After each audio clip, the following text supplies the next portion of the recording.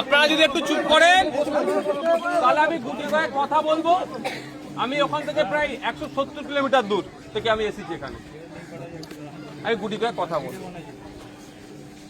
প্রথমত হচ্ছে এই ঘটনাটাকে নিয়ে কেন্দ্র করে মানুষ চাইবে ধর্মীয় উন্মাদনা ছড়ানোর, আমরা সেই ফাঁদে পা দেব না। আমরা দুর্গাপুরের মানুষ, আপনারা যারা দুর্গাপুরে একটা ঐতিহ্য আছে, ইতিহাস আছে, এটা সম্প্রীতির মাটি, ঐক্যের মাটি। এখানে একসাথে আপনারা বিভিন্ন ধর্মের মানুষ, বর্ণের মানুষ, জাতের মানুষ সহাবস্থান দীর্ঘদিন ধরে হয়ে আসছে। কিছু রাজনৈতিক কুচক্রীরা, রাজনৈতিক কারবারিরা এই একসাথে আপনারা বসবাস করছেন, এটাকে তারা নষ্ট করতে চাইছে, ধ্বংস করতে চাইছে। সেই ফাঁদে আমরা পা দেব না। এবার আসা যাক, যারা এই কাণ্ডর সাথে যুক্ত তাদের প্রত্যেকের সর্বোচ্চ শাস্তির দাবি আমরা করছি এবং শাস্তির ব্যবস্থা করতে হবে। ওই লোক দেখানো দুজনকে অ্যারেস্ট করে যদি মনে করে এখানকার প্রশাসন, এখানকার এমপি যারা আছেন শাসক দলের, যে এদেরকে বুঝিয়ে দেবো দুজনকে অ্যারেস্ট করে নিয়েছি, এই গল্প অন্তত আমি শুনবো না।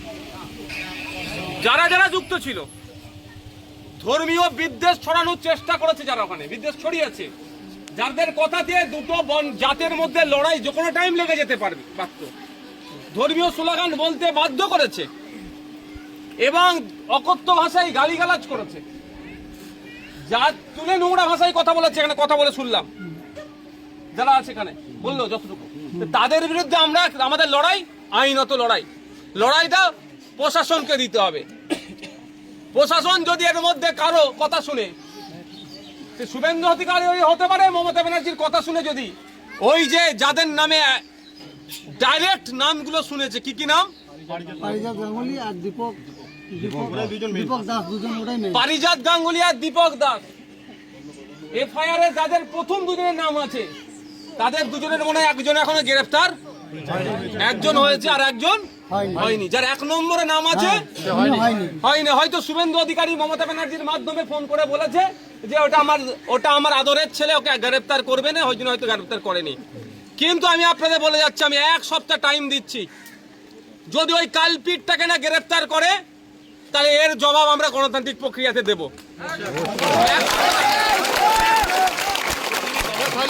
আমি 1 সপ্তাহ হিসেবে টাইম দিচ্ছি, প্রশাসনকে সময় দিতে হবে।